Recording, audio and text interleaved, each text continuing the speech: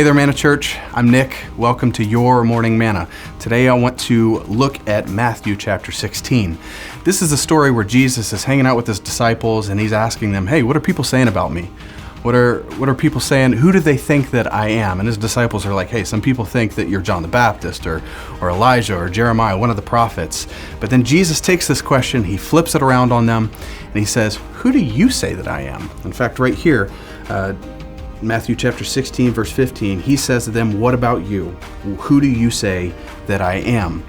Now, this is a really well-known passage because Peter, impetuous Peter, happens to get it right here. And he says, you're the Messiah. You're the guy that we've been waiting on. And he was right. And this is just such a powerful passage. But really, I just want to take a look at the question that Jesus is asking. Why is Jesus asking his closest followers who have been with him day in and day out, who do you say that I am? Let me cut to the chase. What we believe about God is the most important thing about us. He's gauging his disciples in this moment. He's trying to figure out where are they? And as I said, Peter happened to get it right here, but what about us? Who do we think God is? Who do you think God is? You know, if you're like me, it can be really encouraging to remind yourself, especially in uncertain times, who God really is. Otherwise, it's easy to buy into some of the lies and ultimately allow God to be a cheaper idea in your head. So let's remind ourselves of who God really is. God is love. God is kind.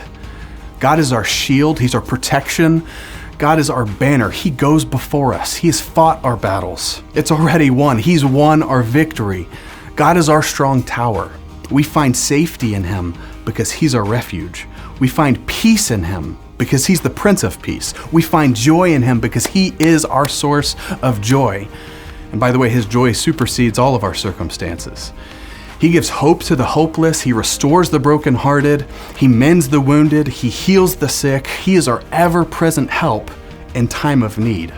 And you know, God is faithful. He'll never leave us. He'll never forsake us.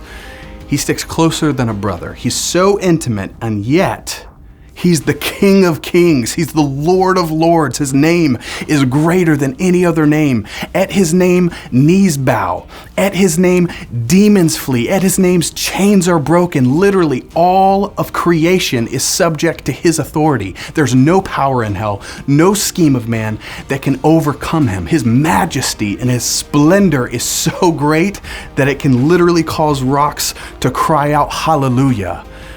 And yet he still calls us friend. He's our comforter. He's our provider. He's our healer. He is our strength when we are weak. God bless you, Manna Church. We'll see you tomorrow.